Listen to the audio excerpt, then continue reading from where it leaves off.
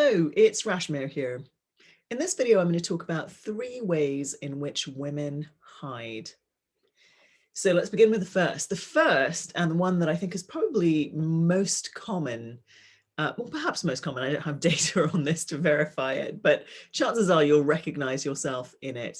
And that is we dumb ourselves down. And we may not be doing it consciously. It may not, certainly when we're in our adulthood, it may not be a conscious choice. Chances are it's something that began very early in our lives in school, where it wasn't socially acceptable to be smart, to be brilliant, to shine, to really, work hard, or show how smart we were.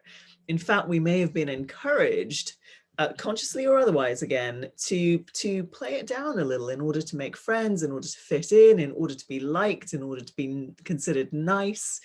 Others, Sheryl Sandberg in particular, have written a lot about this conditioning in women and girls to be nice and to be liked. So my guess is you are already familiar with this particular way that women hide and the reasons behind it.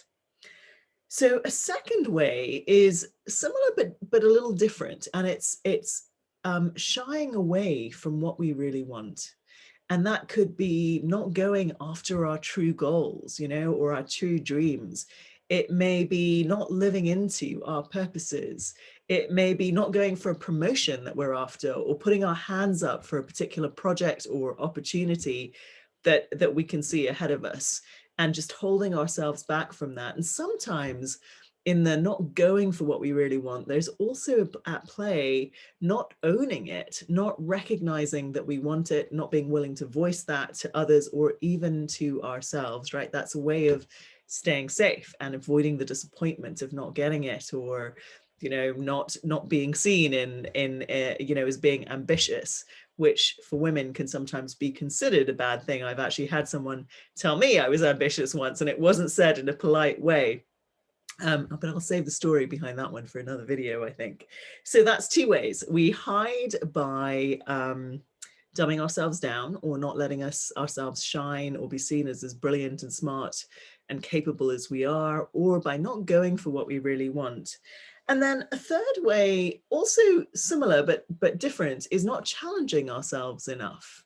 Women have so much inner strength, so much capability, but quite often we don't put ourselves out there. We don't step outside of our comfort zone and challenge ourselves.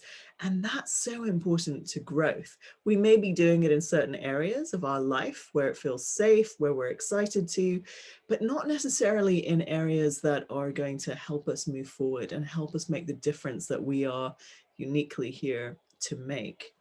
And then I'll give you a bonus one, a final, for today anyway, final and fourth way in which women hide is by not owning their ideas, their intellectual property, their capabilities.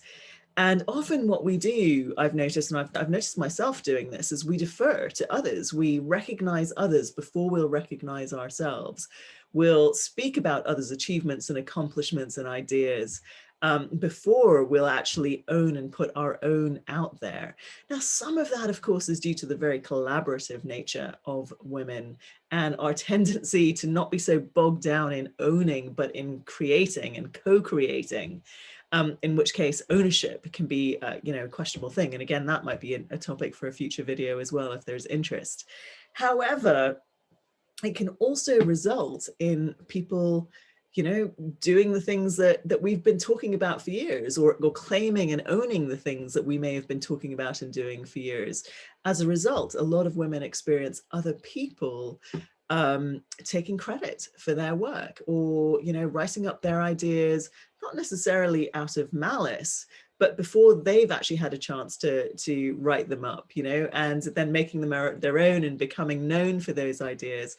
So it's again, it's a way in which we hold ourselves back as women, not absolutely owning what's come to us, what we've developed and evolved, and letting it be taken, or letting it be put out by others who then take it forward in other ways. Now, there's no missed opportunities here, right? There's always more that can be created, always more that can be done. It's never too late to live into your purpose or into your dreams, for example. So if you find yourself saying, oh yes, I've done that, or that's a way in which I've been hiding, don't worry, don't panic. It's not too late to begin to shift or change. Now, if there are other ways in which you've noticed yourself or other women hiding, please leave a comment below this video and let me know. I'd love to hear what you've been experiencing.